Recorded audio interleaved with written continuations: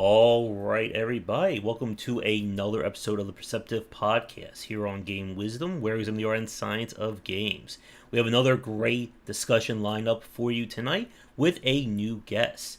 He is the developer from Sinister Design and is currently working on the tactical RPG Together in Battle. And we're going to be discussing that as well as just some general tactical RPG design tonight. So please welcome Craig Stern. How are you doing? Hey, I'm doing all right. How are you doing? I am trapped inside. I'm sure you are as well right now. Yeah. Yeah, unfortunately, I had a bit of a cold last week, which has pushed everything back. So now everything that I had planned for last week is now happening all at the same time this week, which is always fun. It's good to be busy, right? I don't know about you. I love it when my schedule turns into a literal like train wreck, just things colliding. Best. Well, my fans say that I'm a masochist for playing all like the difficult games, so maybe that is true. We gotta love the challenge, right? I sent an alpha build together in battle to a YouTuber some weeks ago, and he just immediately went brutal difficulty. I was like, whoa, that takes some guts. I'm impressed. He did pretty well too. Like he clearly played a lot of tactics games. All right, but it is great to at least get everything set up for our talk tonight. So while I'm hoping we get some people joining, I know YouTube's always weird in terms of sending out alerts and whatnot for these kinds of talks, but if they miss it, of course, it will be available in recorded form. So, to get the ball rolling with Craig, since this is your first time on, could you talk a little bit about your background as well as what is Together in Battle? Sure, yeah. Gosh, where do I even start? I've been making games since I was a kid. Largely because, I grew up in the middle of nowhere in the days before everyone had a good internet connection and I was real bored. So I would just get like playing cards and checkers sets and whatever was lying around and just make weird little games out of them just to amuse myself. And growing up, I'd say like, probably Shining Force was like my favorite game. Loved the hell out of that game. Um, and yeah, it was just an abiding interest of mine, making games for many years. In college, back before there was such a thing as game design majors, just to date myself here, Oh, I yes. took like a course or two in game design and like 3D modeling and animation, and I was like, yeah, this is cool. I like this, but it was never like foremost in my mind. And then there was this one summer. It was the summer before I started law school. I had a few months free, and I said to myself, I want to undertake a creative project because this is a thing I have done my whole life. I like made albums, or I wrote a musical once, and this particular summer I was like, I want to make a game. So I got a copy of Flash from my stepdad, and I found a bunch of free online tutorials, and I made this little Flash JRPG called Telepath RPG Chapter 1. I sent it in to this contest that Armor Games was running over on newgrounds.com. It got this like $250 prize. I was like, yeah, awesome. And then, and then law school started, and I was like, all right, that's it. Fun times, but now it's time to buckle down and get those good grades. And I did, but then the end of the first semester came around, and I was like, I kind of want to make another game. So I started working on Telepath RPG Chapter 2. And this time I was determined to like really make something in the Shining Force mold. So that came out. That ended up, uh, I think I got like a $2,000 sponsorship from Armor Games for that one. Which, I mean, it's like nothing, right? But in those days, it was very exciting. Um, and I think it got like maybe 2.3 million plays on Addicting Games, and like a few people around the internet would randomly know me as the guy who did that, and I was like, this is cool. Um, but now, I really got to buckle down and just get through the rest of law school. But it just that itch just continued, and then I found myself just like writing, plans for like, okay, what am I going to do with the third chapter? That ended up becoming Telepath RPG Servants of God, which I released in 2012. And I'm a licensed attorney. That's my day job, but I still make games because I love it. Nice. And so many things like dating you with talking about Flash and all that. Unfortunately, especially with Flash, I think they went. It was pulled what, like late 2020. They finally discontinued support.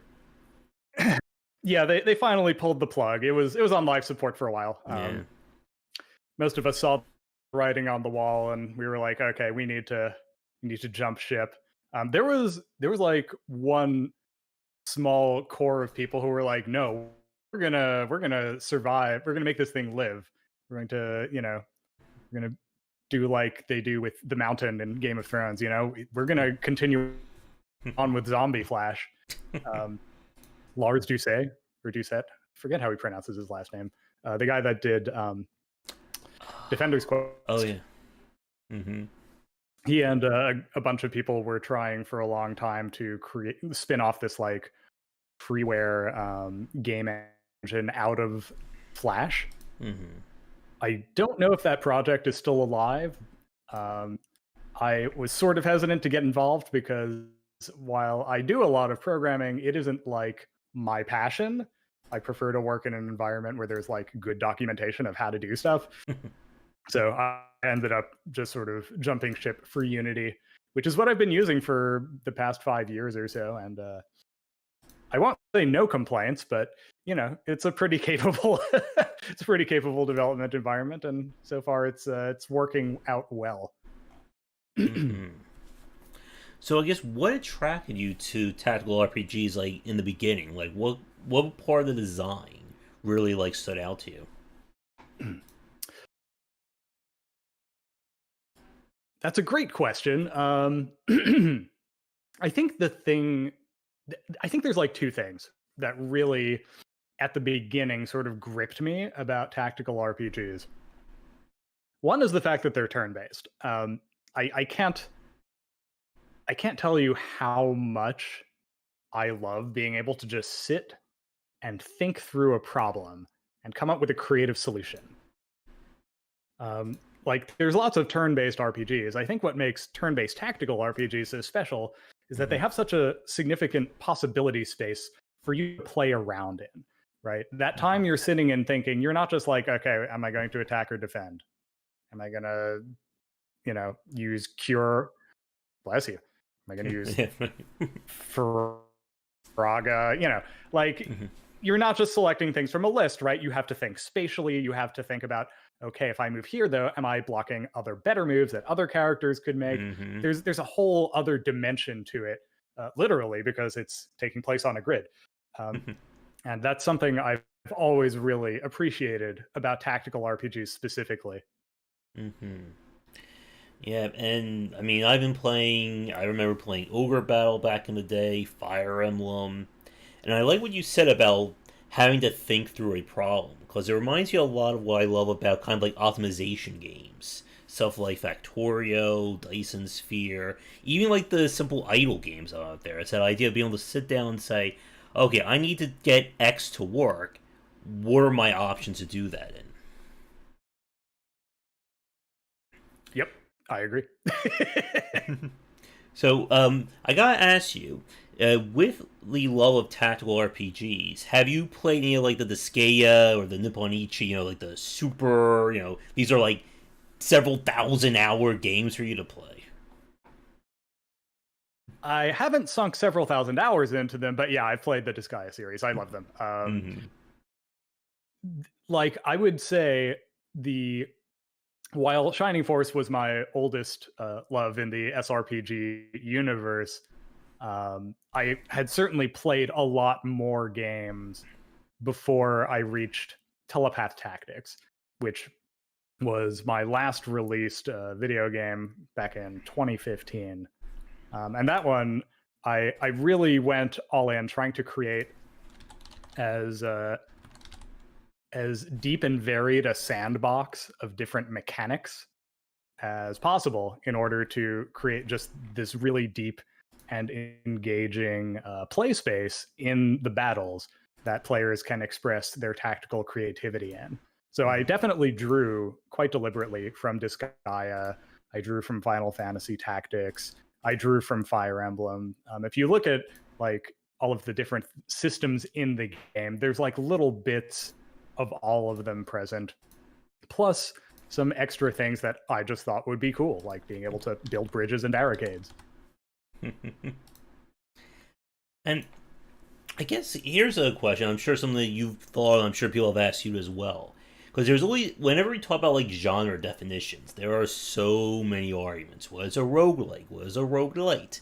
And are like tactical RPG and tactical strategy RPG, or just tactical strategy and tactical RPG strategy, or TSRPG, however we want to probably define it.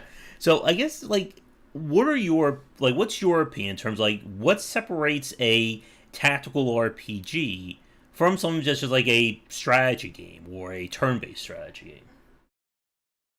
So, interesting fact, tactical RPG is the most precise, in my opinion, way to sum up the subgenre, right? Because it's a tactics game. It's very much tactical in focus. Traditionally, they're called SRPGs, and you would think that stands for strategy RPGs, that most people use it to refer to, but originally the term was simulation RPG because they were meant to be like war game simulations, which I think is pretty interesting. But that's a digression. That's not really what you're asking. You're asking what's the difference between a strategy game and a tactics game, if I understand you. And to my mind, it's about scope and it's about where the design focus is. When you're dealing with strategy, you're dealing with high level stuff. You're dealing with unit production, research, building creation. You're dealing with how to manage resources on a sort of grand scale, right? You're dealing with war simulation that's a bit more like, you know, how Ulysses S. Grant viewed the U.S. Civil War, right?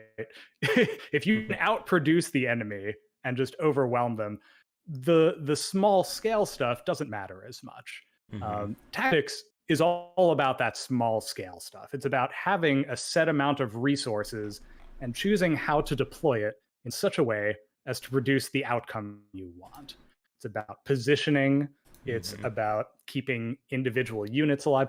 What strategy gamers call micromanaging, right? It's the micro. That's what tactics is about. Yeah.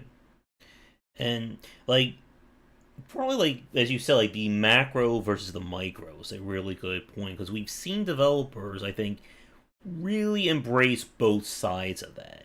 Like again, with games like Together in Battle and Telepath Tactics focusing on the small scale, and now you think of stuff like Supreme Commander, Planetary Annihilation, and even again like the slew of war game and 4X games out there that are just about here's an entire universe. Try manage, 47 different planets in their production chains at once. Yeah, I think it's I don't know. I find games like that really interesting, but I also find them sort of overwhelming and very impersonal, which definitely appeals to a certain type of gamer, I think. Yeah, like a friend was trying to get me into playing a Total War 3 Kingdoms, and he may be watching this, either live or recorded right now, I don't know. And I had that same problem where I have no background in the Total War games. I played like maybe like 20 minutes of like a few of them back in the day, and it's just like I sit down, I hit start, like, okay, here's the entire scope of China. Here's every province. Start conquering. I'm like, okay, like I don't even know what any of these buttons mean. Like, what am I supposed to be doing here? That reminds me of when I first tried playing Crusader Kings 2. Yes. I got a full half hour into the tutorial and it like wasn't even close to done. And I was like, I feel like I'm like trying to file my taxes right now. Mm-hmm. Like this is way too much. Yeah. Like just give me like a scenario to start with and then teach me gradually, please. This is just the biggest info dump I've ever been subjected to. Mm-hmm. And yet, with that said, I'm the guy who will still spend like hundreds of hours playing like Dyson Sphere and Factorio, and of course, like with our talk for tonight, I've spent a whole lot of time with the Gaia games where I will do the item world like 30 times, over the length of 10 hours just to power level my character up so I can get him to ascend and then reset his level. And the item world is so brilliant. Mm-hmm. And I guess like continue with this like about kind of like macro versus micro. What are like your thoughts on like I guess how I'm not sure how I want to say it. It's like how deep or how like chunky like a Disgaea game is in terms of mechanics because like the actual tactical layer of those games is very light or it's very light compared to like what we consider to be like more famous examples like Fire Emblem, Advance Wars, etc. But they put so much of a focus on those subsystems and those secondary mechanics that in a way it becomes I always say like, it's almost like a game where the main game isn't to play that. You're just here for the optimization and just how can I get my character to do 10 million points of damage as soon as possible. That's fun. That's a fun thought. Yeah. I guess that's true. I'm not a huge fan of how the Disgaea games are structured Mm-hmm. in that regard. Like, when I was young, I was all about grinding. Oh Sure, yeah, yes. let's get to level a zillion. Let's just see if we can one shot the final boss. But these days, I don't know. These days, I like something a little more focused and a little more balanced. Something that is less about giving me hours of play and more about giving me high quality play with the hours I have. Mm-hmm.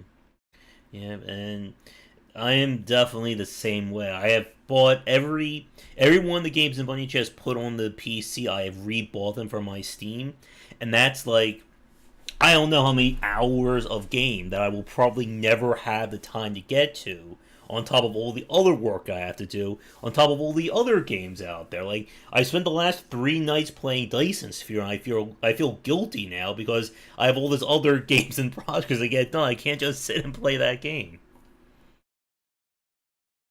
I hear you. Yeah, I've had to honestly force myself to cut back on Mm-hmm. playing games in order to get enough work done on together in battle. There's only so many hours in the day, right? Yeah, Um, until we can have a new game plus mode, I suppose, and we can have like double production in real life. I guess. that would be cool. Yeah.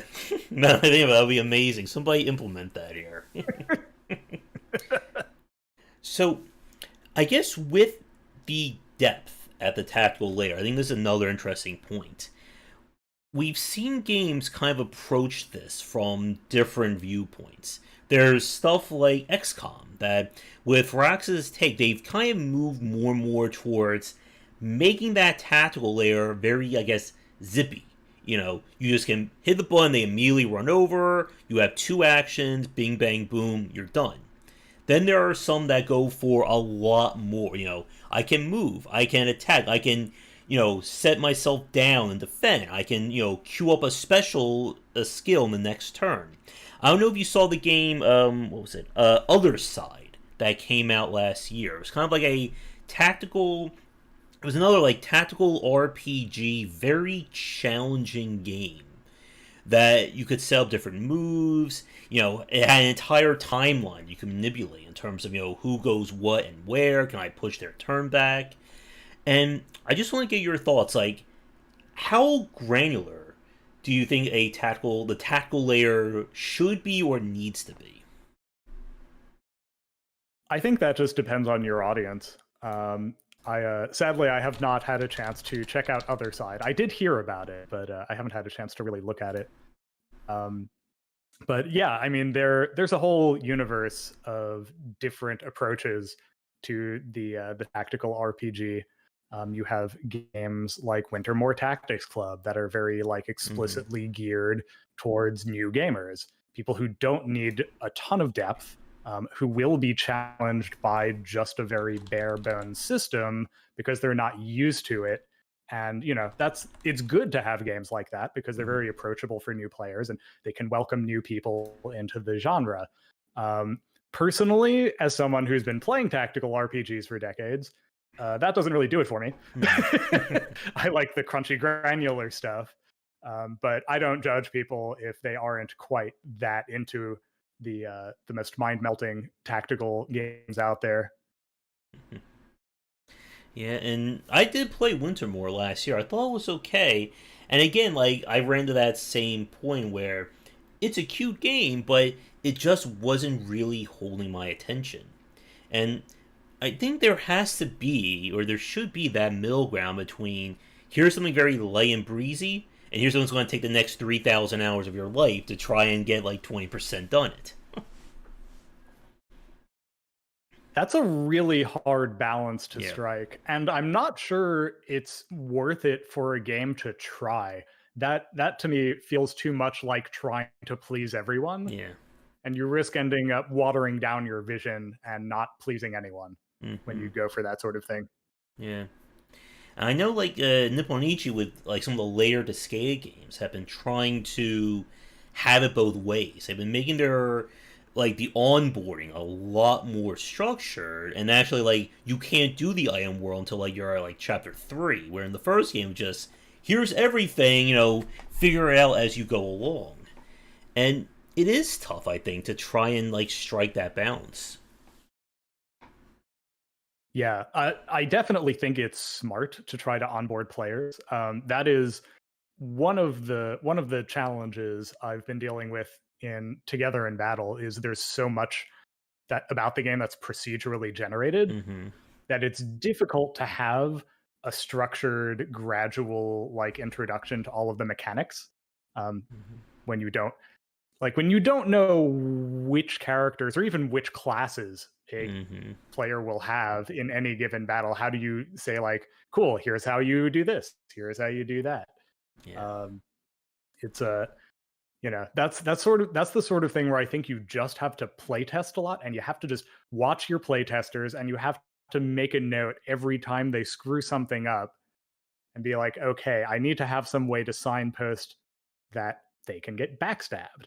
I need to have some way to Mm-hmm. let them know you can right click characters to access their inventory and use bandages. there's Mm-hmm. there's so many, especially in Together in Battle, there's so many mechanics.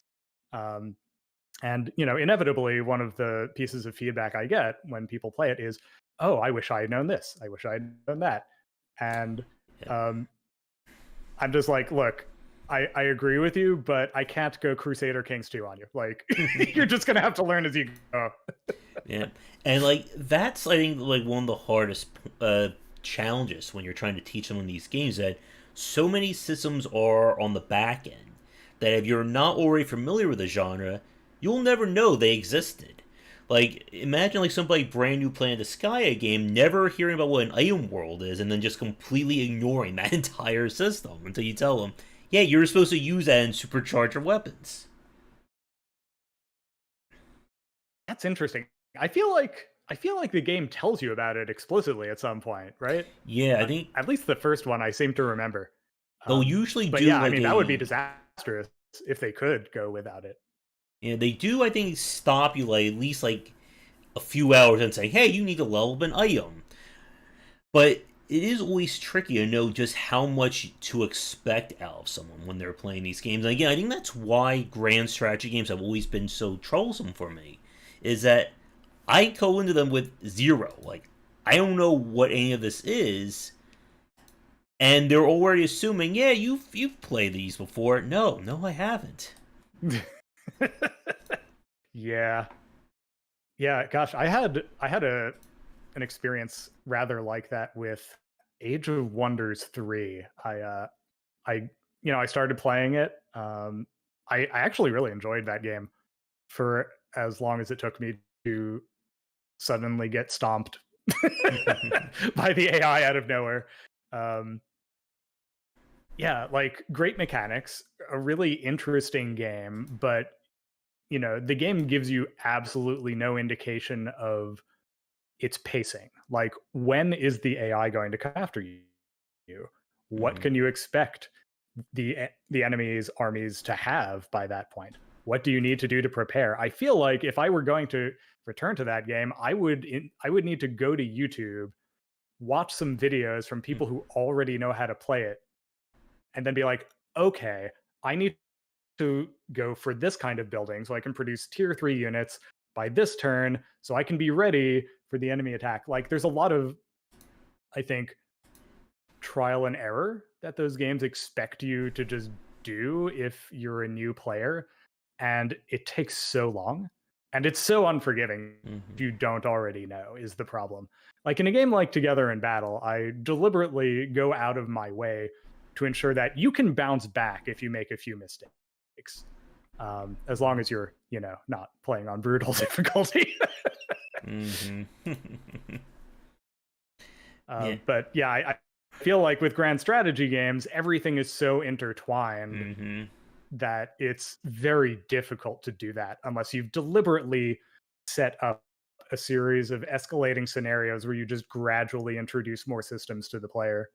Yeah, and we haven't really seen, I think, a grand strategy game really go for that level of onboarding, and it is a shame. And as you said a few minutes ago, with any game that has like procedural generation in mind, or you're letting the AI kind of do its own thing, you can't really do a 100% structured tutorial because you don't know what's going to happen. You can tell the player, "Oh, now's the time to check your economy." But let's say this game they don't have an economy yet. You say, "What do I do?" It's like I just click a button and what just happened? I don't know. Yeah, at some point, I really want to try my hand at making a 4X because I think most 4Xs are really way more inaccessible than they need to be. Mm-hmm. Like, I recently got into playing the Battle of Polytopia, and I was like, oh, this is what a 4X should be like. It's it's not that deep, but everything in there interacts with everything else, and it's relatively simple to learn all the systems, and it just flows quickly. Game like each match takes less than an hour. It's beautiful. Like, that is the sort of, I think, strategy layer that of modern 4X should be aspiring to, unless they're specifically going after established veterans of the genre. Either that, or they should have a sort of story driven campaign that goes StarCraft 2 level granularity in Mm-hmm. terms of, like, this is this unit, this is how you do this thing. Here's a scenario built specifically around that to teach you, one after the other until finally you have all of the mechanics in hand. Mm-hmm. Yeah, and I think part of the challenge with that is that usually these single player campaigns, like, they do absolutely nothing to prepare you for multiplayer. Like, I beat StarCraft 2's campaign, then I got stomped into the ground, like, the second I went multiplayer. But if we're talking about, like, a tactical strategy or a game that is just player versus the I think that's fine in that regard. Yeah, that's a good point. If I were making an RTS, that would be something I'd be very worried about. Mm-hmm. As it is, my game doesn't have multiplayer, so I'm good. There you go. um, Guess getting back to more like general tactical RPG questions. I was just reading a Sir Seed's comment here. Yeah, long gone are the days where games came with instruction manuals. Yeah, imagine just somebody writing an entire manual guide for Crusader Kings right now. That could be like a small God, novel right there. um, that's some Tolstoy level shit. yeah. But one thing I wanted to ask you about are your thoughts on kind of like Fire Emblem's approach? Because Fire Emblem as a franchise has certainly come a very long way from its original games. I played the GBA ports. I think I played them right up until they switched to the DS, and that was kind of like when they had like their huge breakout one. And I forget which one was it. It was I remember looking it up. It was the one that was supposedly going to be the final Fire Emblem, but it didn't sell well, so they just put everything they wanted into it. And Oh, Awakening. yeah, that one.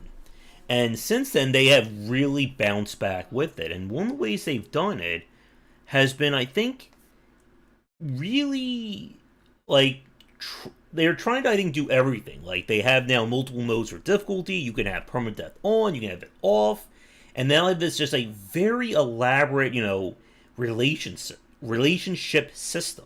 Which I know that is a feature, of course, that's in Together in Battle as well. So, like, what are your thoughts on kind of like Fire, like that level of tactical RPG, and kind of like where it has come or where it's going now? Oh gosh.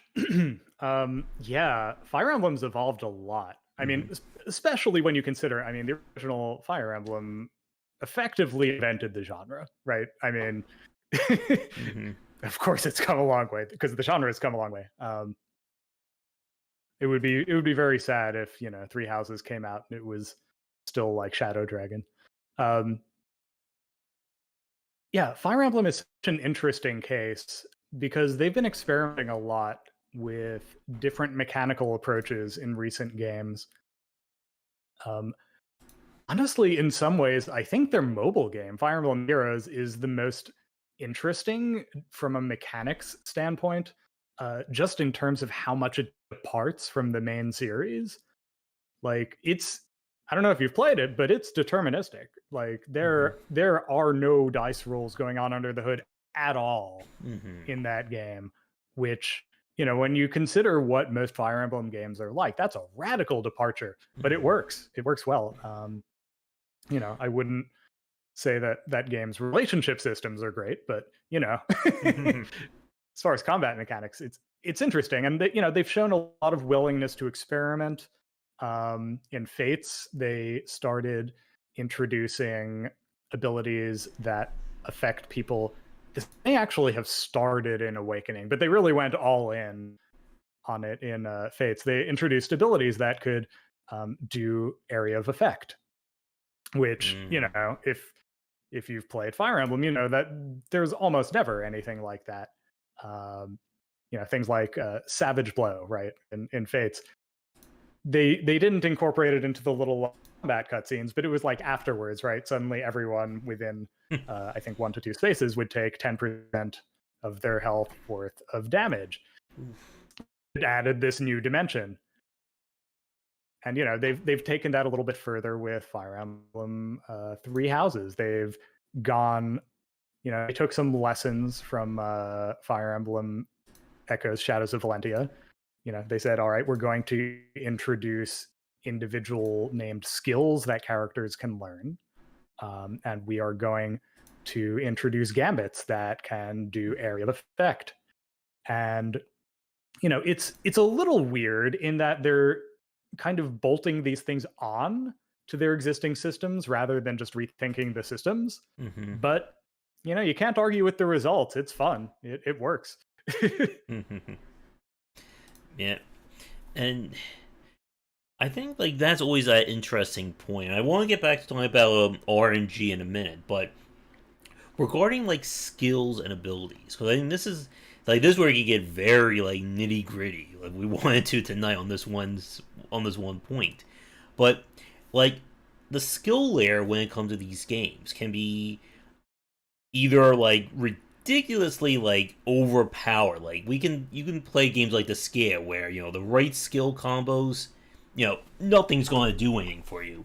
And then there are games that go for okay, this does point two 0.075% more damage on your character, or this gives you an additional 0.175% chance at dodging.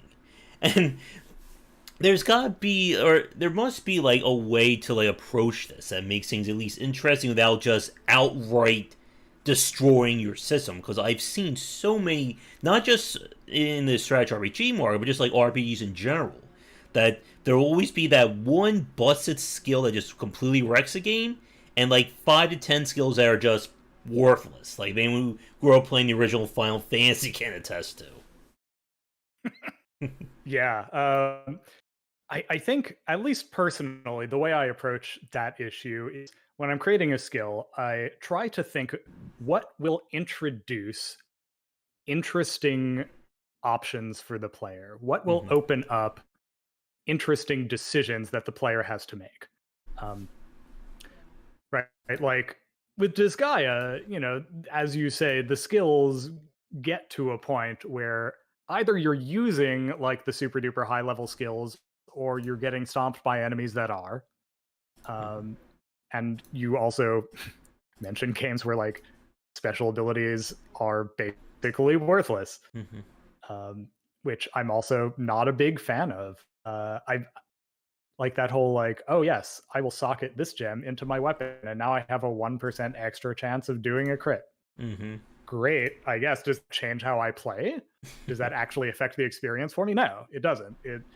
It means that I have like a marginally higher chance of something happening, but it's going to be imperceptible to me as a player. Mm-hmm.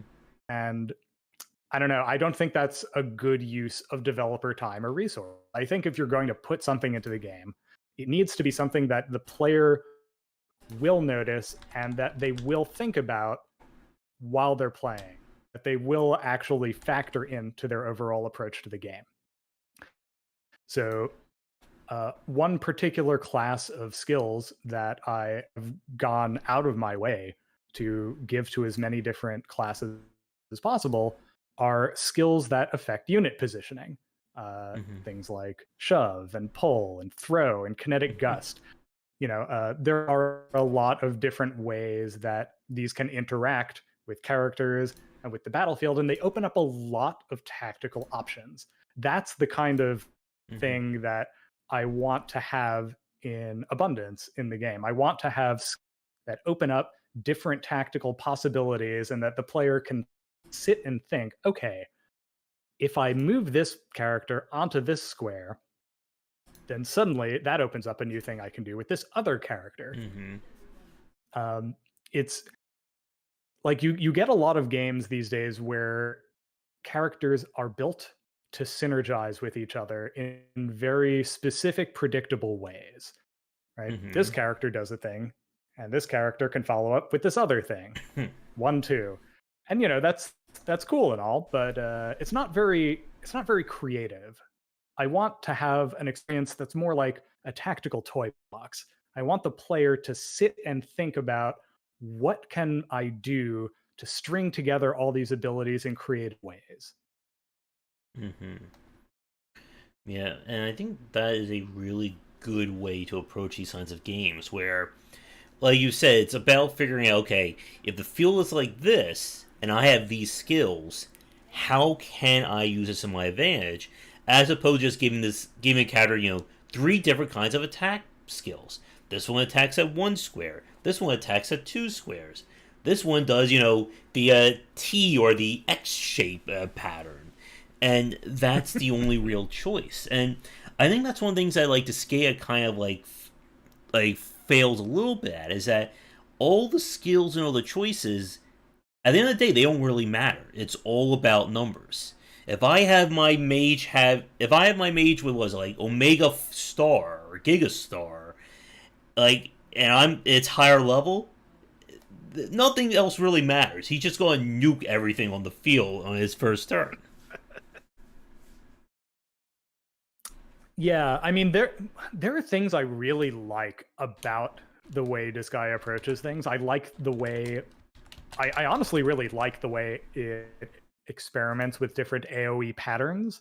I Mm-hmm. think it maybe gives the player a little bit too much flexibility in terms of where attacks can hit and in what patterns they can hit, Mm-hmm. particularly with spells. Oh yes. Because, as you say, it gets to the point where it almost doesn't matter, right? You have so many options that really it just comes down to, okay, who can dish out the most damage quickly and at range. Um, there's a line to draw there, right? You can't give a player interesting choices if the choices don't really matter, Yeah. right? There have to be restrictions to force those choices to make a difference. Mm-hmm. Yeah, and trying to make those skills meaningful is very tough. Like you said, with the follow up or having these synergies, that usually what ends up happening in these games is that if you have a synergy, it's usually so good that becomes your de facto tactic. If character A shoots a fireball and character B does more damage to enemies on fire, well, your whole strategy from that point was going to be A then B, and it will never change. Mm-hmm. Yep. I don't disagree. There are ways around that. Like, you know, not all characters can, maybe you'll have some characters that are resistant to fire, right? Like, I mean, you can see examples of that in, like, say, Persona 5, right? Persona Mm-hmm. 5 has a few synergies like that. Mm-hmm. But they don't always work because different enemies are vulnerable to different types of attacks. Mm-hmm. And more than that, you have limited resources to work with, right? You're not given, you know, like in Disgaea, right? You do have limited amounts of magic points, but there's nothing stopping you from just stockpiling candies and chocolates and just, you know, Mm-hmm. re-upping whenever you need to, Yeah.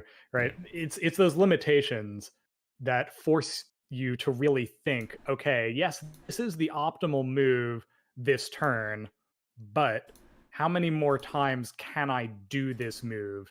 And is now the time when I need it the most?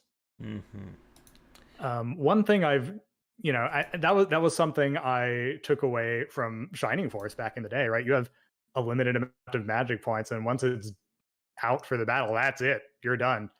Um, Mm-hmm. I feel like that was maybe a little too restrictive, though. The approach I generally take in my games is you have a limited amount of what I call energy, because there's no magic in this universe, Mm-hmm. um, and you can you this just becomes fodder for another player decision. If you're running out of energy, you can say, okay, I'm going to forego a turn with this character so they can rest and regain some energy. Mm-hmm. And so sometimes you'll have a turn where the best move you can make with a character is to just not touch them so that they can Mm-hmm. do something more effective on a subsequent turn. Yeah. And one thing, like as you're saying about having these different skills and making them more interesting to use, I think that's one of the reasons why I've been really drawn to a lot of the like deck building roguelikes that have come out in, like the last 4 or 5 years. Because I think there's very similar, I think, analogs to that kind of design and kind of this setup for a lot of these tactical RPGs. Because each card is a unique skill unto itself. So it kind of affords the developer, like, if I want this card to, reverse all magic damage, well, that's what this card's role is. Like, there's no worry about having it, you know, be, like, copied on 17 other cards. Mm-hmm. Yeah, yeah. Deck building roguelikes are an interesting case, right? They're so appealing as a developer in some ways, right? Mm-hmm. Because I mean, for one thing, it's a deck of cards. You've got a system for randomizing and producing emergent states right Oh, there. yes. That's intuitive to every player. Um, and they can directly affect the options available to them. What a great thing to take advantage of. Why wouldn't you want to make a game like that? Uh, and just from a cost standpoint, I mean, Mm-hmm. when using an ability is you animate the card going womp, and then maybe a little screen shake and some numbers pop up. Oh my god, you've just saved so much money on animations. Great. Mm-hmm. um, so there's a ton of appeal there. I feel like there is one big weakness in games like that, though, and it is that the player's options are not consistent from turn to turn, Mm. and not because the state of the field has changed, but because the game is just giving them different possibilities to pick from in an inconsistent fashion. Mm-hmm. That part of it doesn't appeal to me as Yeah. much. Mm-hmm. Now, one other point that I wanted to ask about regarding like RNG, and then we'll talk a little bit more about what Together in Battle is, like kind of more in depth. Going back to what you were saying a few minutes ago about having probability versus not. This is another, I think, very big point for a lot of not just tactical RPGs, but strategy games in general. That sheer fact that your attack could possibly miss is such like a wild card factor. And I know like there's definitely a lot of people out there who are either very for or against that. I mean, everyone here has probably heard of or played XCOM at this point. And XCOM is probably the key factor when it comes to RNG. When you miss like a 95% shot, or you somehow hit that 25% chance. And it's great in the way that it's exciting, but it's also nightmare in the fact that it completely screws up your plans. Like you can set up this elaborate, multi-unit prong attack, and then the first character misses his attack or the skill, fails. Well, everything else just went out the window. Good luck. Yes. So I don't know if you've read it, but I wrote an article back in like 2012 maybe called Unpredictability and Control, and it was just a very long look at how randomized results, as I call them, how they affect the play experience, right? Mm-hmm. In an action game, right, like say Street Fighter, just to pick an example most people know, or Mm-hmm. I don't know, Super Smash Brothers, whatever whatever the kids are playing these days. um, games like that, there is an unpredictability in the play space because you're facing an opponent whose mind is a black box. You don't know what they're thinking. You don't know what they're going to do. And there is some unpredictability as to whether your own actions will succeed. But that unpredictability comes because A, your opponent could move out of the way, or B, you could just mess up the inputs, right? You could be a little too slow to hit the A button. You'd be a little too slow to hit up on the joystick,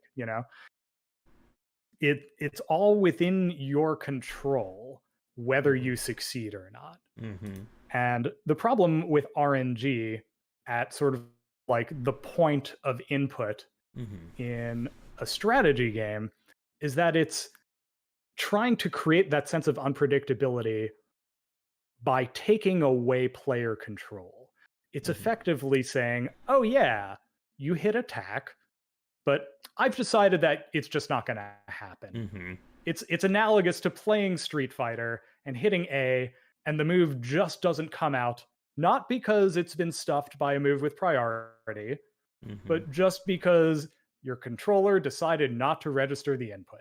It's analogous to that, and I don't think it's great. Mm-hmm. I think it has some really negative effects for the players and for the overall feel of the game. Right? You don't Mm-hmm. want to lose a strategy game because you missed on a 95% chance to hit attack. That's No never one likes that. That always feels like a complete waste of your time. that never happened to Right? me You on made the stream. optimal move. The game just decided not to do the thing. Mm-hmm. And there was nothing you could have done about it. I think there are things that RNG is really good for. Mm-hmm. Anything RNG to affect the game state by giving you a different environment to play in, Mm-hmm. or to affect the AI heuristics to make the opponent more unpredictable. Mm-hmm. Um, you know, Even to a limited extent, I think RNG in terms of like randomized results can be good, but it has to be applied in a very limited fashion, right? Mm-hmm. The approach that I take generally with games these days is there's the deterministic base, right? Mm-hmm. By default, unless there's some special conditions in play, your attacks are just going to always hit. And there are like very few attacks that can just miss, but it's part of that particular skill's setup. right? Hmm. Like overhead chop, right? That's a special skill you can use, and it's very deliberately a gamble. But the player is never in a position where they have to gamble. Hmm. They can choose to, right? They Right. have the regular deterministic axe attack that they can just sort of use for a more reliable result. And if they want to go for overhead chop, they can, but maybe they shouldn't. Yeah. That's up to them. Yeah. Status effects are sorry, you had a question. Oh no, I was going to make a point, like finish what you were going to say. Sure, yeah. Status effects are really the main area of RNG in Together in Battle, at least from a randomized results standpoint. But the way I approach that is, I think, different than the way most RPGs approach it. Right? With most RPGs, when you've got a status effect ability, it's all or nothing. Hmm. Right? You use D soul enemy or it does jack. Right? You use Hmm. sleep. Either the enemy goes to sleep or they're like, what was that? Hmm. Nothing happened. I think that's lame.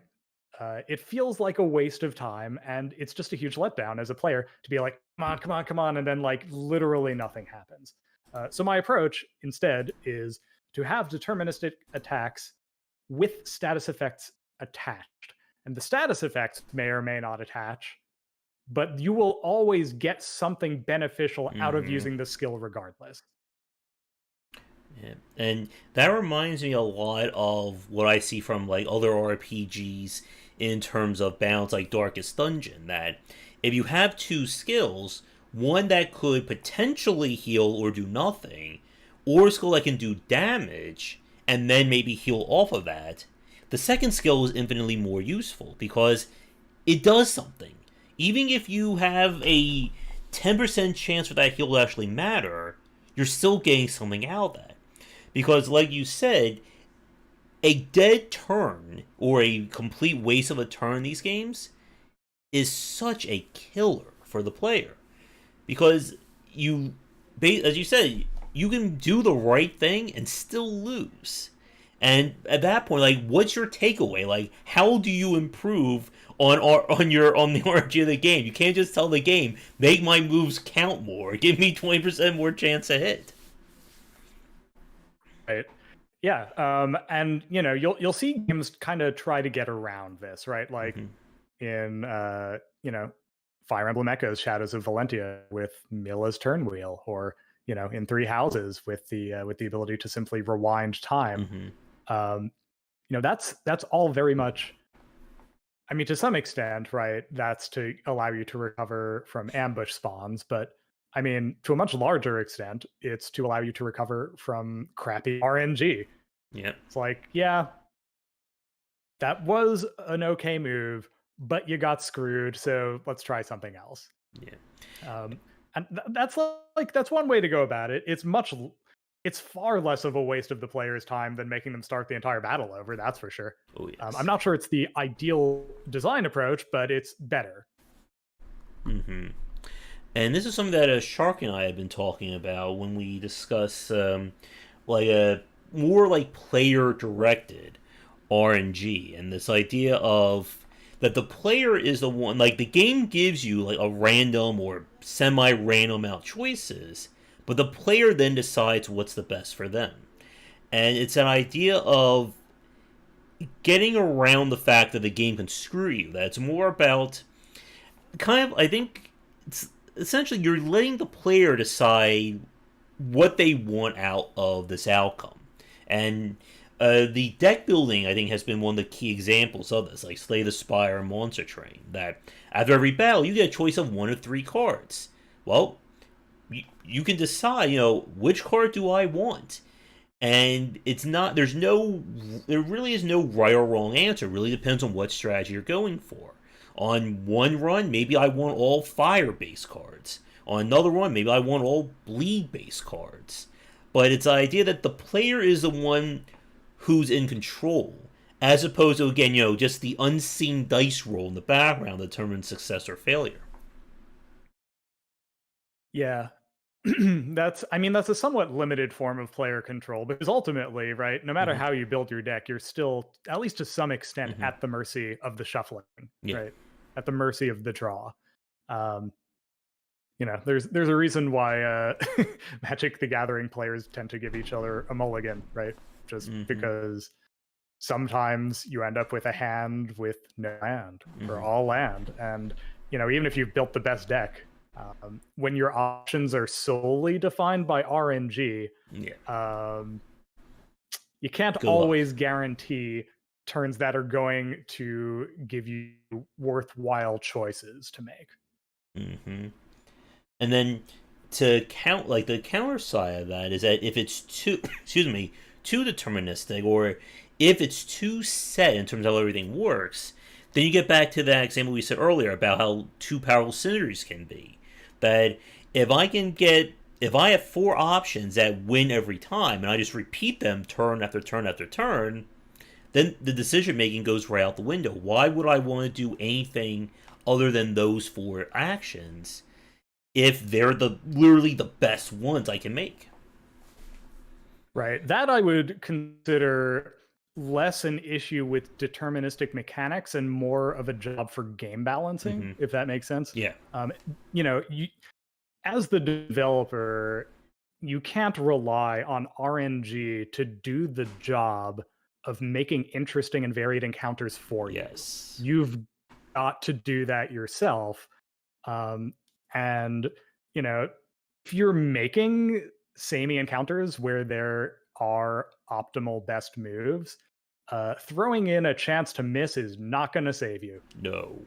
And that's something that I wrote about.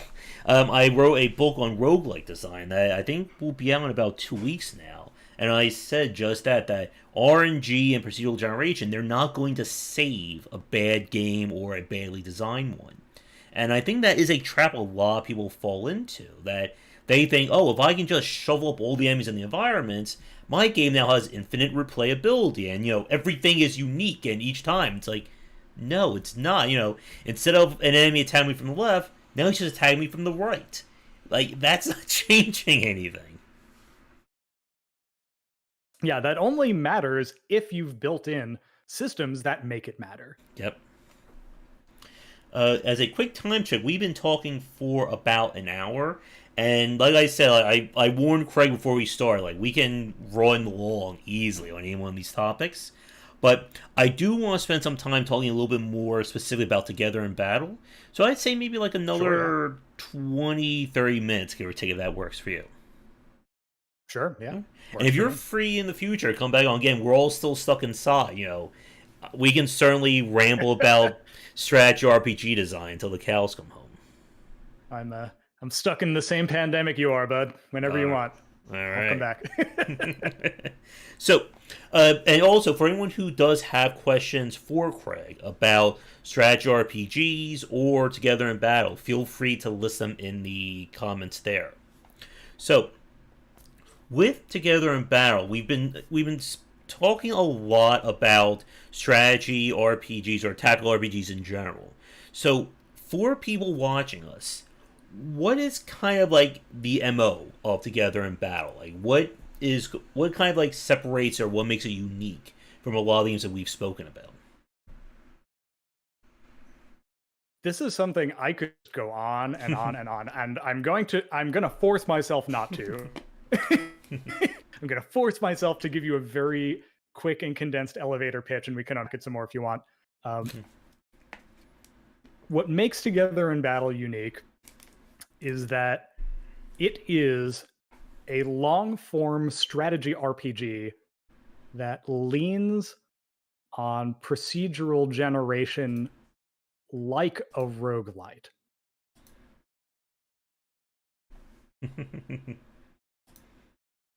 Now, when you first hear that, you might be like, okay, big deal. That's what Battle Brothers does. That's what other games do. I mean, Darkest Dungeon isn't a strategy RPG, but it is an RPG that's also a roguelite. How is that different? And my answer to that is, in all of these games, the designers approach it from the standpoint of, I'm making a roguelite.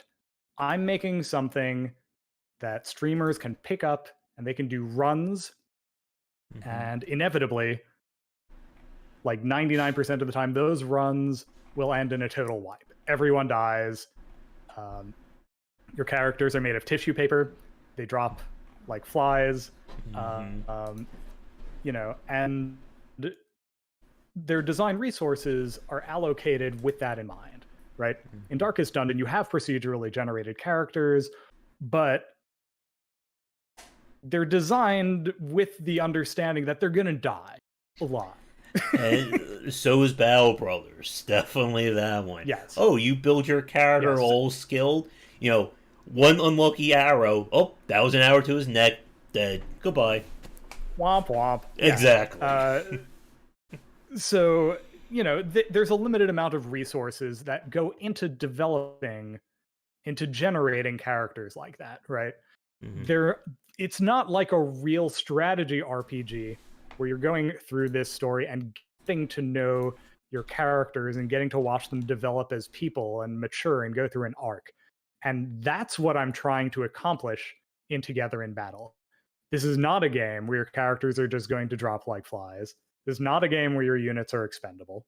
I mean, you can hire replacements if some die, but when a character dies in Together in Battle, it's a big deal. Mm-hmm. Your other characters react to it.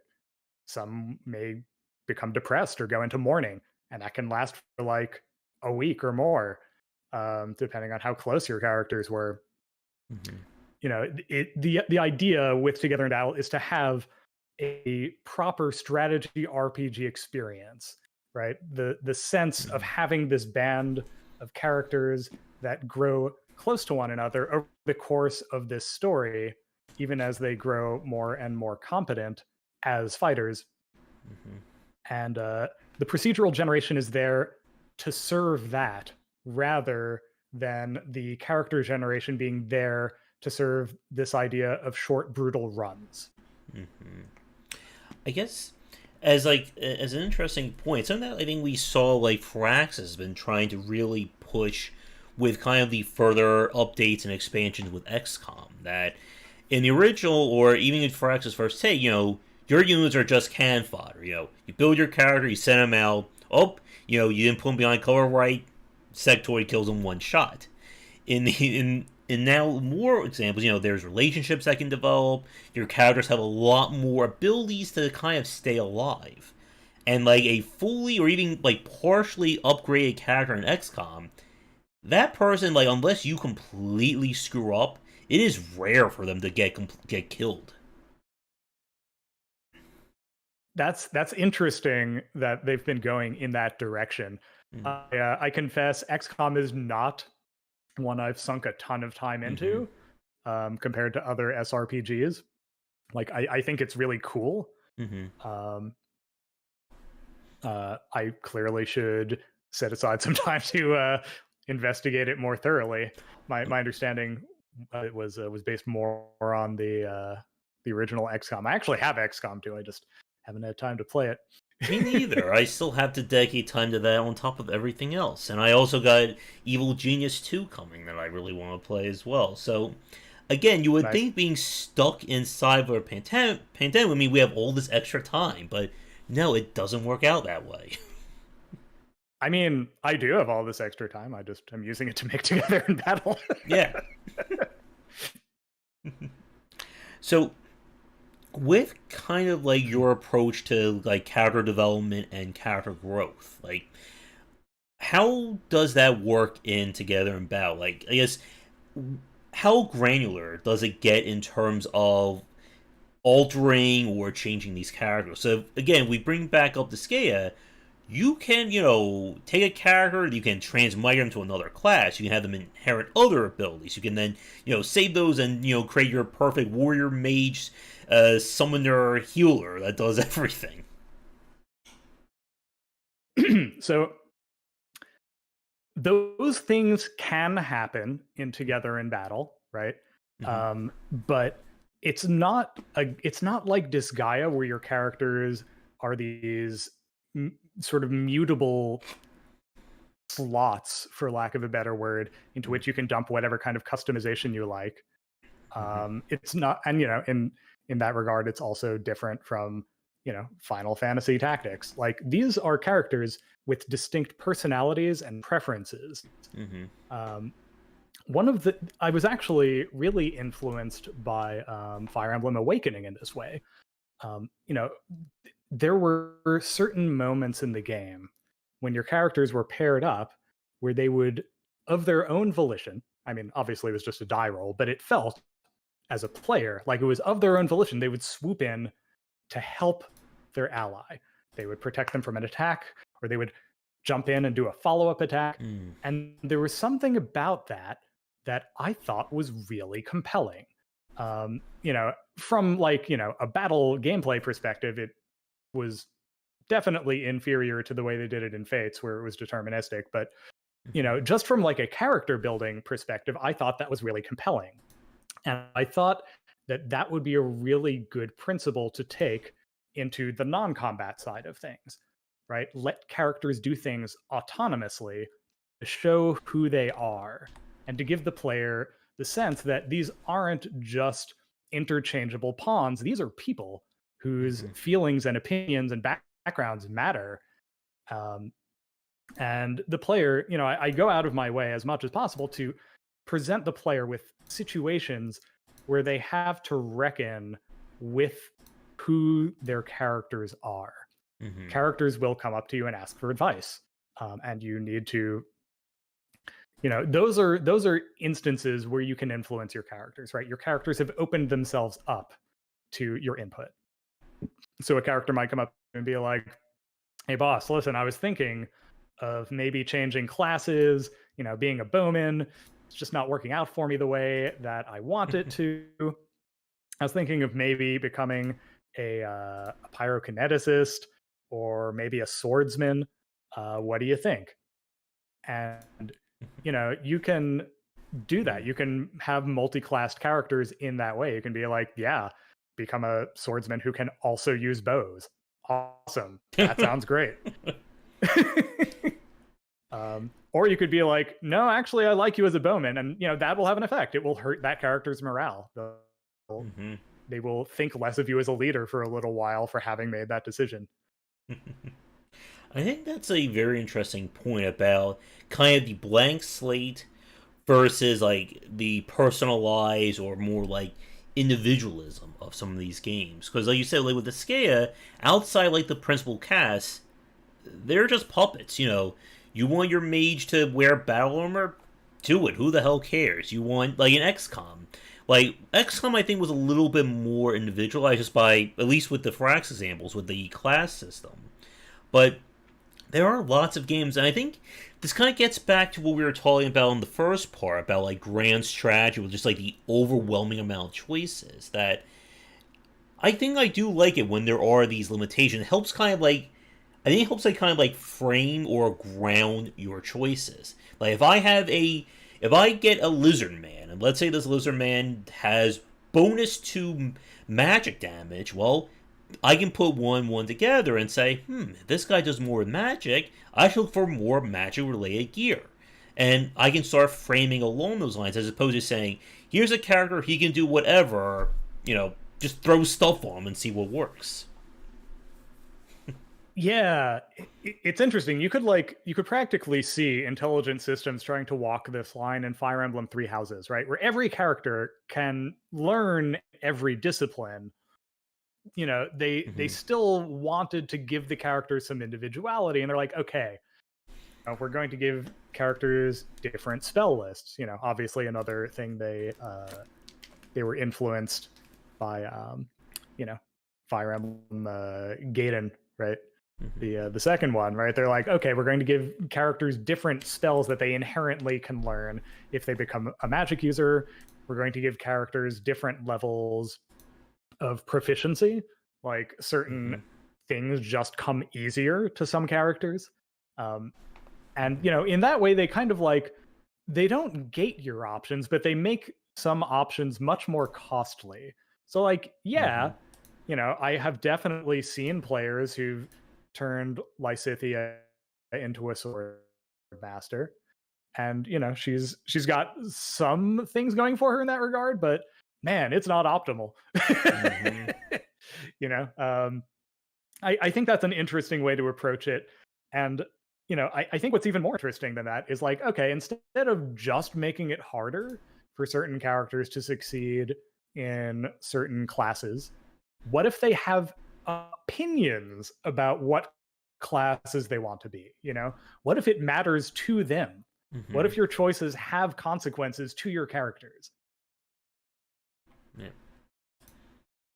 And yeah, I think like Disgaea does that as well. From the layer Disgaea is that like each class has the grade rating on weapons, and the higher the grade, the faster they'll learn those attacks. And it is an interesting point, but I think, like you said, it's just really slowing it down. It's not really. You're still, if you want to be gung ho and make that mage use a gun, you can do that. It's just going to take, maybe an extra 15 hours of grinding. That's right. If you want to take Grandpa and turn him into Tiger Woods, you can do it. It's just going to take an extra 10 years. That's not how real people work, right? Real people have limitations, and they have a limit to their patience and to their I guess capacity for dealing with consistent failure. Hmm. People tend to like doing things they're good at. Um, Hmm. and I don't know. I just think it is I've been interested for at least a decade now in just having more systems that simulate character emotional state that respond to player choices Hmm. in an organic and systematized way. I think it's strange that we still haven't seen SRPGs really delve into that, and that's really the space I'm trying to open up with Together in Battle. Hmm. So here's a question I'm curious about. Like, with regards to kind of how much information or how much control the player has over a situation, did you ever play or do you know the series King of Dragon Pass by any chance?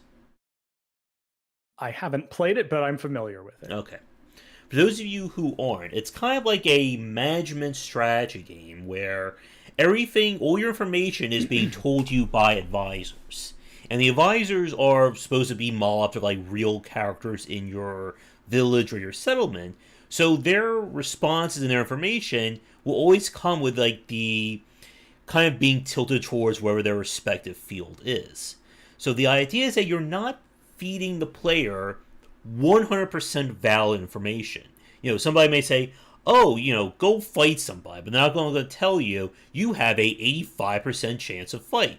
Please bring exactly 30 horsemen and 20 spearmen. And what I wanted to ask you about is like, in terms of like this, like when you take away kind of the player's control over this, you also take away their information.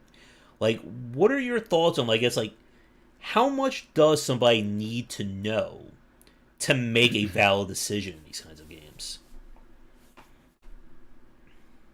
I think that very much depends on the game. Mm-hmm. I mean, what you're talking about, it sounds like, at least to some extent, is right. These characters have agendas, right? Yeah. They're unreliable narrators, right? The player can't 100% trust the things they're saying, Mm-hmm. um, and that's an interesting thing to play with. That's something I've done with like NPCs in some of my like narrative driven Mm-hmm. RPGs before. Like you will sometimes run into characters who are like, "Help! I need you to kill, this giant insect that's in my basement," and it turns out they're a serial killer and they lock you in their basement. I like playing with player expectations like that, but as far as systematizing that is not something I've played with yet. Mm-hmm. I got also do a video about like player trust or like building trust in players about that because like I saw somebody like make a tweet about I wish more players could trust developers and I'm like no because developers have spurned me so many times in their games are exactly that hey go to the left I go oh you died or you missed all that amazing loot behind you so now I don't trust developers. I will always go the wrong way first, just to make sure you didn't put anything back there. Or, have that amazing loop behind the waterfalls everyone loves. Gosh, yeah, I'm trying to remember. I can't remember the name of the game. There was this one indie RPG that I played at PAX. I think it was Axe Studios, back before they made their postmodern RPG Yick. Mm-hmm. And I remember I was playing it on the show floor, and they had littered this dungeon with just dead ends with nothing in them. And I was like, man, you can't do that. The player has to have some incentive to keep going. Like, you can't just Mm-hmm. be like signposting, like, this is a really long card. It's leading somewhere. It's going to be interesting. No, it's just a dead end. Sorry. Mm-hmm. Like, if you're going to play with player expectations, you got to do it in a way that's very, I think, deliberate. Um, you know, I think it can be good to mislead players when it leads to a fun surprise. Like, I don't know of any players who were actually upset when they got locked in that event in Telepath RPG Servants of God, because when it happened, it was like, holy shit, this is really interesting. I have never experienced this in an RPG, and I was not expecting it. Um, I think if you can set up holy shit moments by playing with player trust, then it's absolutely a worthwhile thing to do. Mm-hmm. Or kind of like reminds me of like when I played West of Loathing from the King of Loathing developers, and like how much like you can go down the rabbit hole some of their discussions of like what they will talk about in that. Ooh, I think you are frozen for a second. Are you still there, Craig? Oh, am I unfrozen now? Uh-oh. No, you are. Uh, uh, we may. Let me restart the calls. May break my window, but let me restart and see that it kind of unfreezes you. Okay, yeah, sounds good. 1 second. All right, things gonna get all weird on the stream for a second. All right, let's try this again. All right, that is better. But now I just need to pop this out, and hopefully everything goes back to where it was. There we go. Can you see and hear me all right? Yes.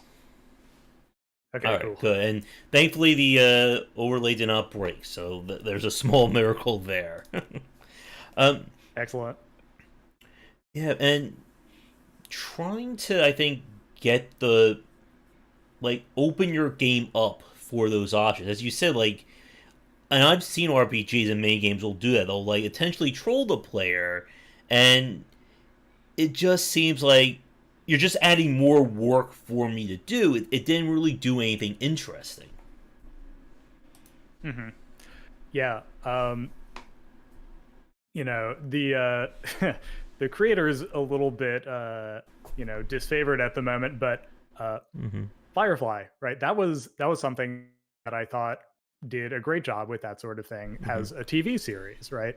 You have certain genre tropes that you're expecting the Mm-hmm. show to deliver on, and it takes a left turn and it goes somewhere interesting with it.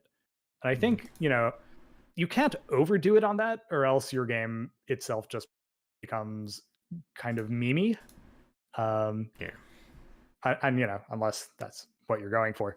But I think you can deliver some really memorable moments to a player by being like, "This is what you're expecting. I know this is what you're expecting, and this isn't what's happening. Here's Mm-hmm. something totally different, but also interesting in itself." Mm-hmm. All right.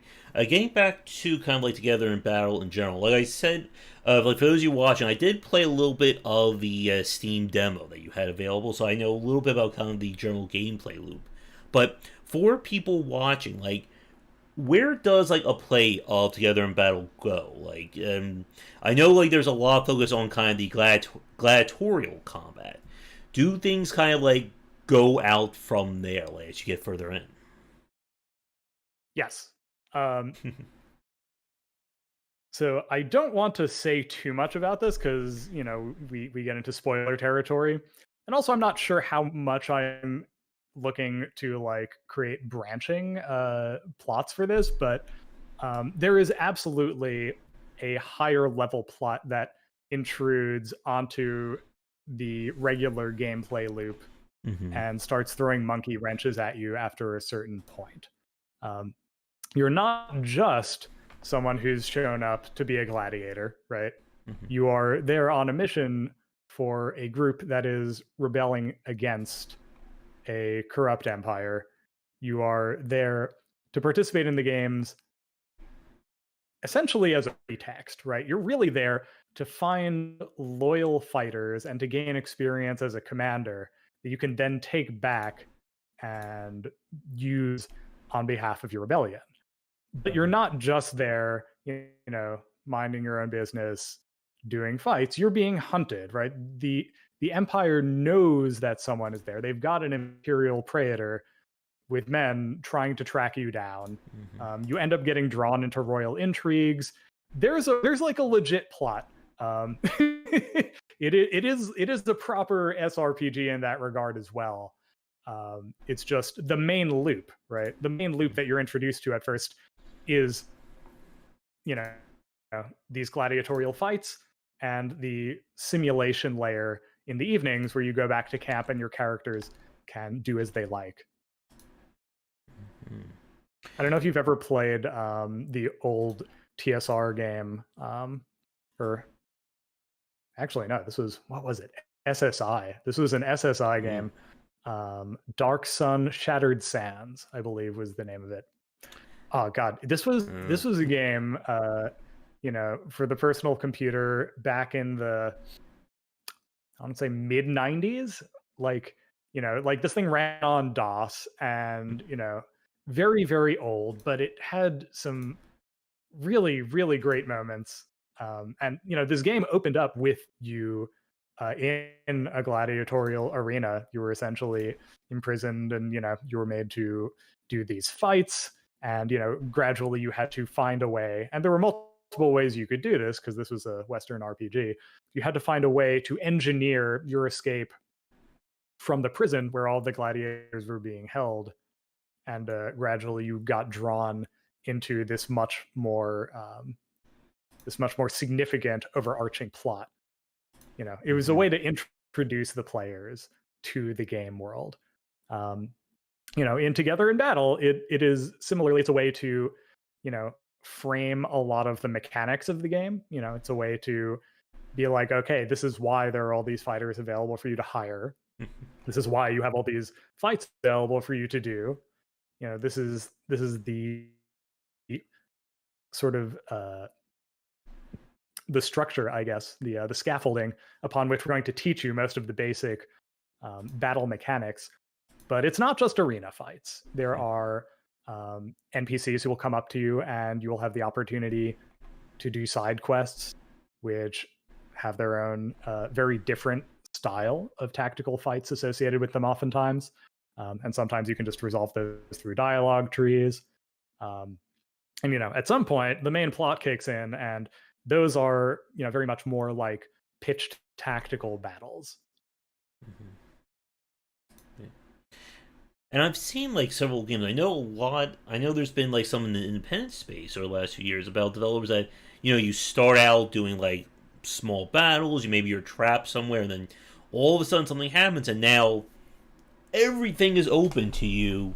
Go out and enjoy. There's a game that I played last year. I think it was an RPG Maker one. Is this the one I was playing? I'm checking my ever popular Steam list. Okay, here's a Mad Princess: The Great Gladiator. So I think did just that. Like the first 2 hours of the game is just you doing gladiator battles and trying to survive, and then you earn enough money for your freedom. And now it's like, okay, do whatever you want now. The entire land is open. Just, don't wander the death zone until you get some better armor. You're going to die. That's cool. I have not heard of that one. I used to have my finger on the pulse of all the indie RPGs back when I was regularly posting for indierpgs.com, but turns out there's only so many hours in the day, and I wanted to get Together in Battle out. Yes. That sounds cool, though. I will say Together in Battle doesn't ever fully open up in that way. It doesn't become a free roaming, WRPG in that regard. You're still dealing with the structure of calendar days, time management, returning to camp at night. It's just increasingly you will have your attention drawn by larger events that you don't have control over and that you will have to work around. And in many regards, that particular structure was inspired by the Persona series. That's actually what kind of got me on that track.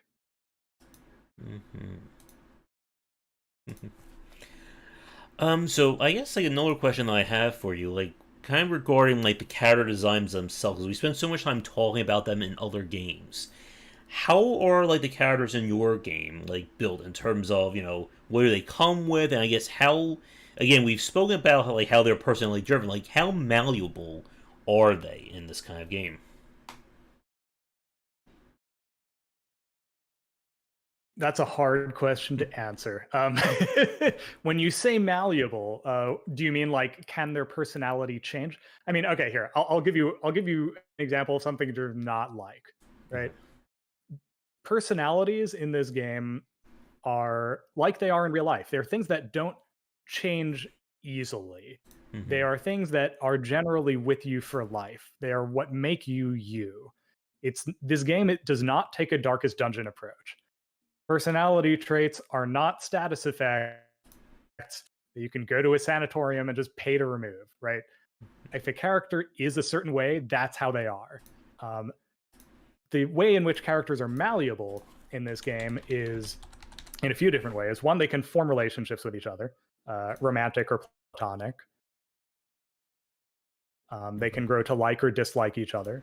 They can grow more familiar with each other, regardless of how they feel about each other, and that influences the kinds of interactions they have.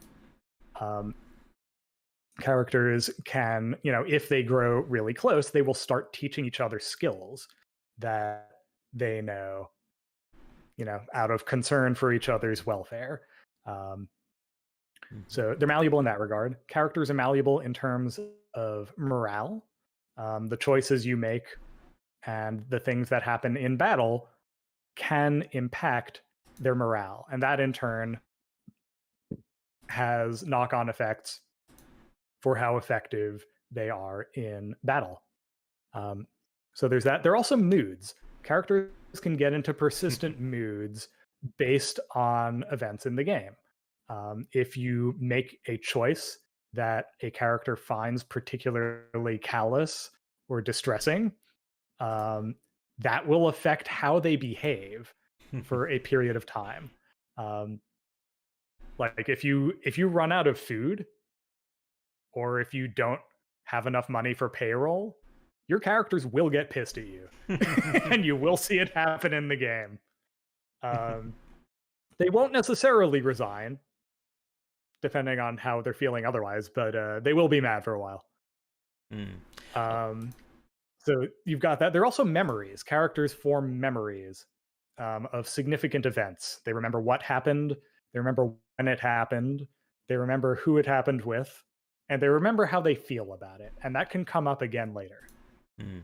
And actually, that brings up a question I want to ask you, because you mentioned Darkest Dungeon, like how their skills work, and I guess how negative can bad morale or bad whatever can affect these characters? Because in something like Darkest Dungeon, you can have stuff like character takes 5% more damage from a dog. Okay, big whoop. Or character now has 30% chance to miss, and now it's oh my god, I need to get this off of him or throw this character out now. Um, I have gone out of my way to avoid anything that makes characters ineffective in combat. Mm-hmm. I actually like there are, in addition to all the other things I mentioned, characters come with physical traits, one positive and one negative.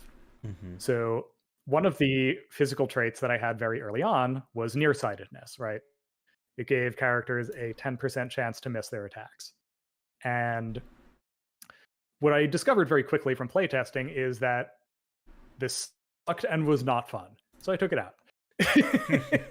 um, it ran to directly counter to all of the things that I think about RNG in games. It just didn't fit the design vision. So I was like, you know what? This is one variant of, you know, character variety that just doesn't fit the overall direction of the game, and so it's gonna go bye bye. Hmm. There's no shortage of other things characters can get though, like you know. But again, it's not like Darkest Dungeon where these are effectively long-term status effects. It's not like that. If a character has a trait, they just have it, and it's something you have to think about. When you're playing, it's something you have to work around. Um, as far as like how negative the traits get, you know, obviously, aside from the fact that I took out the things that run counter to the design of the game, there are some traits with some real negative consequences. Characters can be depressive, which gives them a chance to just kind of sit in their tent and do nothing sometimes in the evening. And like that's not a good use of their time, but it's part of who they are. And it's not game breaking, right? It's something you can work around. Probably the worst trait in the game right now, I would say, is pessimistic. Pessimistic characters, um, I have had to overhaul a couple of times because they're so bad. Um, the problem that I've had with pessimistic characters is that they have an activity they'll sometimes undertake in the evenings called naysay, where they will basically talk shit about you. They'll talk to the other characters and they'll be like, I don't like the way the player is doing things. I don't think we're heading in the right direction. And it will hurt everyone's morale across the board. Um, so, I've expanded there are now different ways naysay can play out. Sometimes they just think about how they're not good enough and that hurts their morale without hurting every other character's, which still isn't great, but it's better. And I just recently added in there's now like a 1 in 3 chance that they will just sit and overcome their urge to be super negative. And it'll take some of their energy, but it at least won't hurt morale.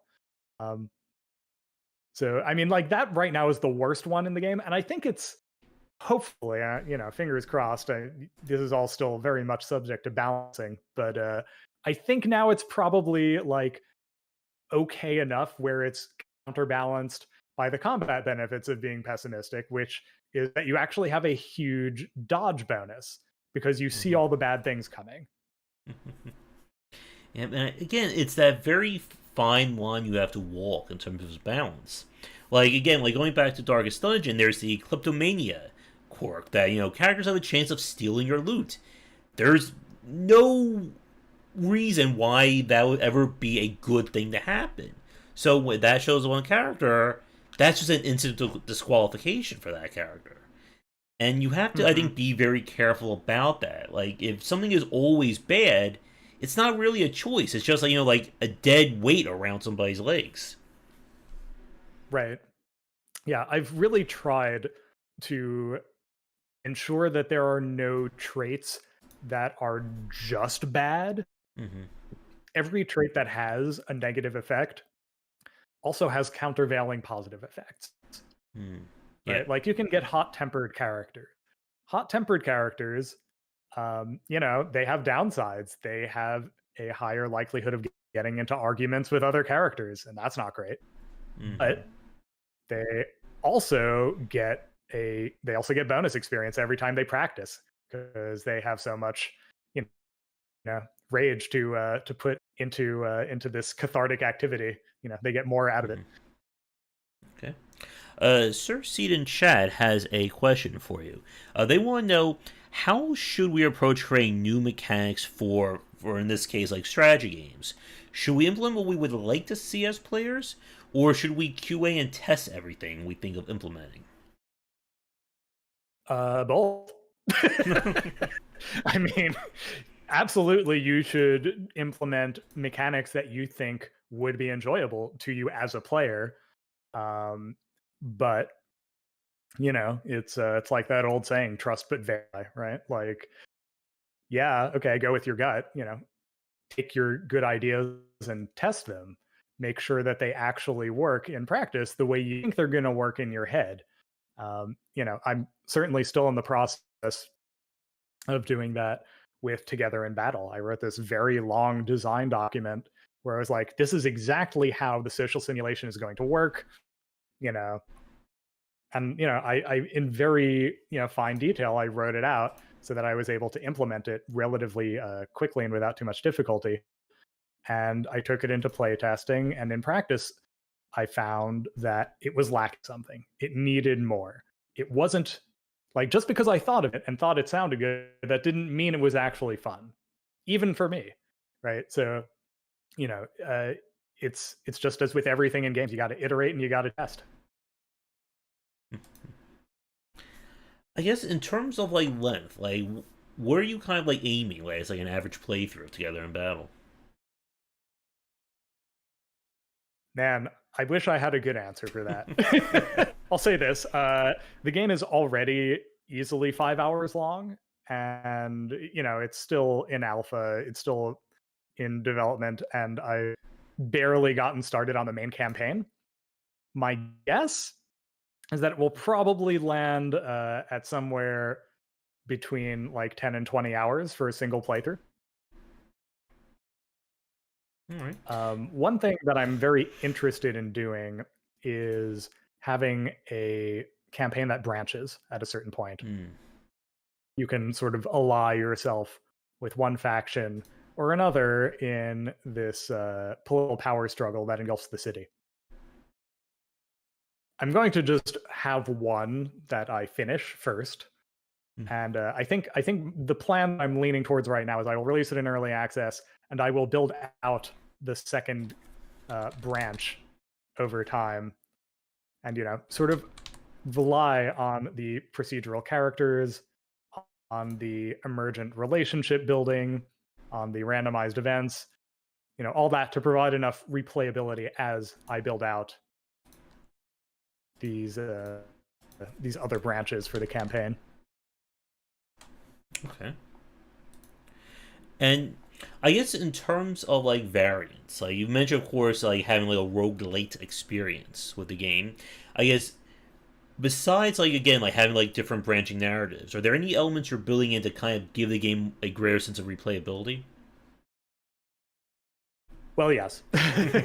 Yeah, I mean, the obvious one, right? Your characters are different every time. Hmm. They have different personalities, different backgrounds, different secrets, different skill progressions, and they'll have different hobbies. You know, and it's hard to express in an interview just how much those play in, but you'll have characters that will sit down in the evening and they'll write novels. You'll have characters that will create baked goods, and like you'll just have like random like Gus's cookies just showing up in your inventory because he made them last night. um you'll have characters that will sing to everyone and it'll boost their morale. um you know all these characters are combinatorial. So, there's like a few dozen different personality traits they can have, but that like barely scratches the surface. Like every character is really very different. And you can replay the game a lot and have very different experiences based on the characters you have. So even though, and this is something that I've been interested in, for like a good decade now, right? Like this has been sort of my guiding philosophy on overcoming ludonarrative dissonance in RPGs. As long as you have game stories that are just about plot, that are just about A happens, then B happens, then C happens. Uh, I mean, you're going to have boring stories because no one cares. Hmm. Right? Oh no, now we have to do this other thing to get the MacGuffin. No one cares. Like, that's not interesting. But as if you can tie mechanics to your characters and you can have your characters drive plot, Hmm. then you've threaded the knot.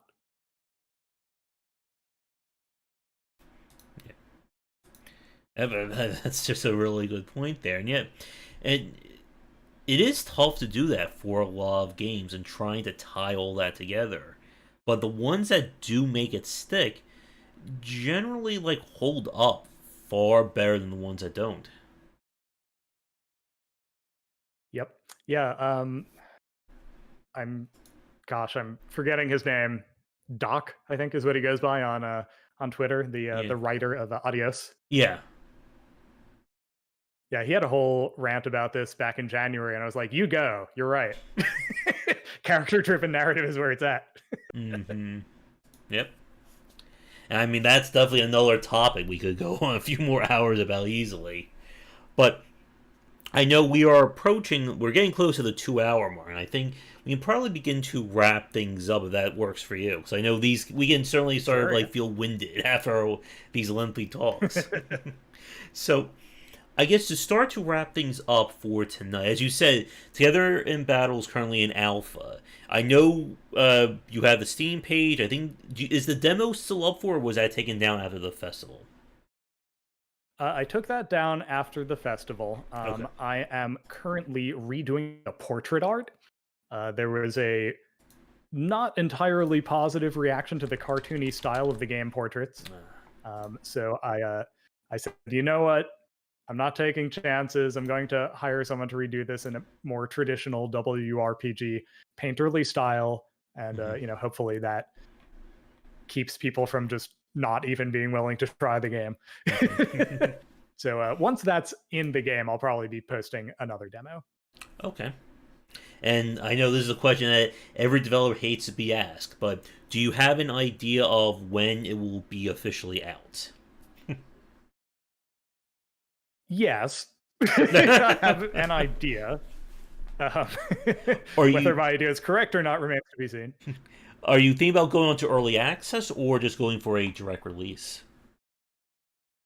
So I've had people suggest that I go to Kickstarter with this, and I'm like, yeah, I don't think that's the best use of my time. I mean, I've done Kickstarter, Mm-hmm. before. I've had a couple of successful campaigns, but I feel like this game is of a sort that really lends itself more to early access. Just the sheer amount of randomization and Mm-hmm. replayability, I think, will give this game enough legs that I will be able to develop it over time in early access. Mm-hmm. And hopefully, fingers crossed, hopefully I will be able to retain my audience as the game grows and develops. I Mm-hmm. certainly think that the play space in terms of like battles and such is a lot larger and a lot deeper than you see in, you know, Slay the Spire or Darkest Dungeon. So theoretically it should work, but we'll see. You know, there's Mm-hmm. no way to know the future. Yeah. And yeah, like with procedural generation in mind, like I know when I spoke with Tim Keenan, who did Duskers a few years ago, like he said, like because this game is procedurally based, it's like near impossible as a smaller developer to check everything in that. Because how do you check procedural generation, make sure it works on every possible variable by yourself? You don't. You go mad trying to do that. But being able to have a fan base to play and iterate on their experience, it certainly helped his game out. Yep, that's what I think will likely happen as well.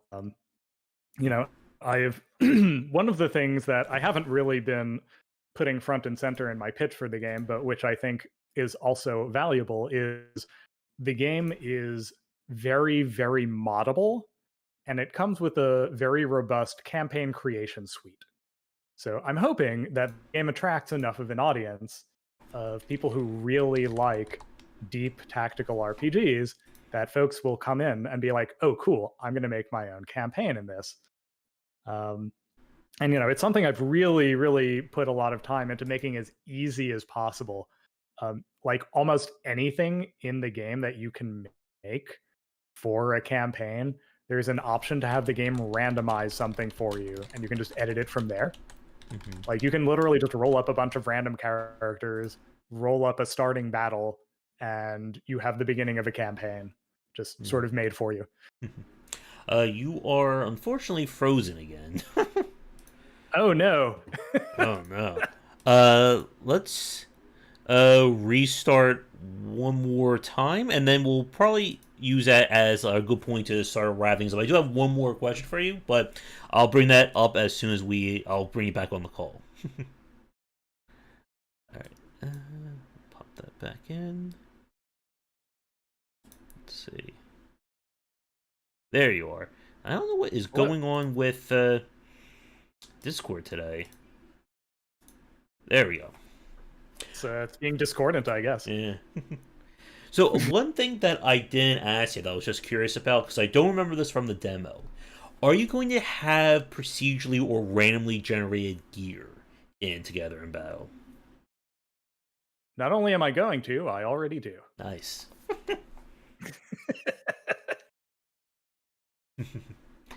All right. Yeah, the way that works is the game takes a sort of a base item type.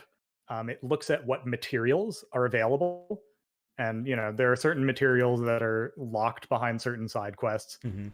um, and it generates items with different modifiers. Uh, And different modifiers are available based on the type of gear. And I've gone out of my way. There are modifiers just like it's good, it's bad.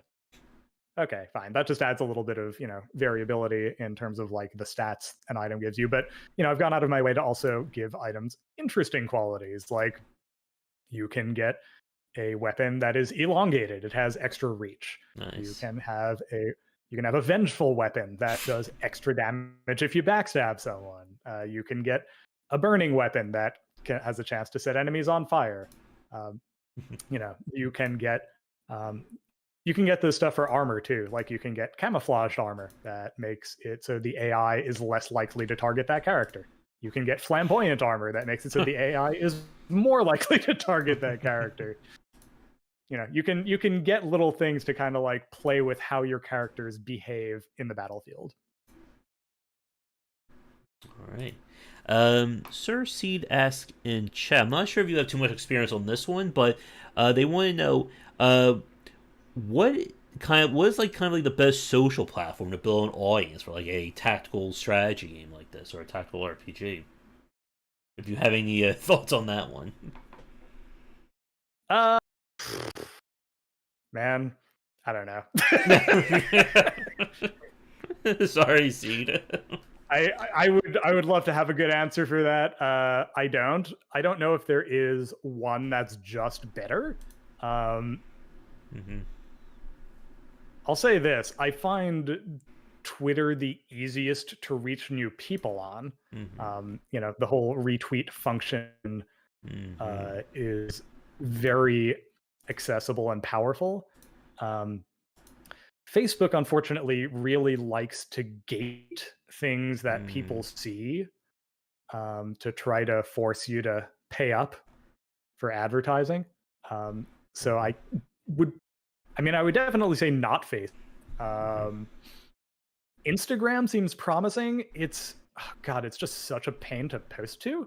Yeah. I don't know what it is. Like, I'm still trying to figure out how you actually post videos to Instagram that you don't just make on your phone because it is Yeah, I so was. geared. It is so geared towards selfies. It is not like meant to be a marketing platform for games at all. Yeah. But there's a lot of game developers on it. I don't know. Maybe that one's the best. Hard to say. Yeah. All right. So before I let you go for tonight, Craig, anything else regarding like design or systems of Together in Battle that we didn't touch on that you'd like to bring up?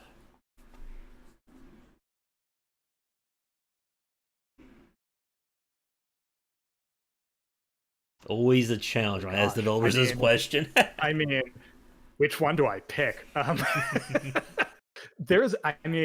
Gosh, I could talk a lot about all the combat mechanics. Mhm. You've got elevation. You can throw people off of cliffs. They'll take falling damage and become stunned.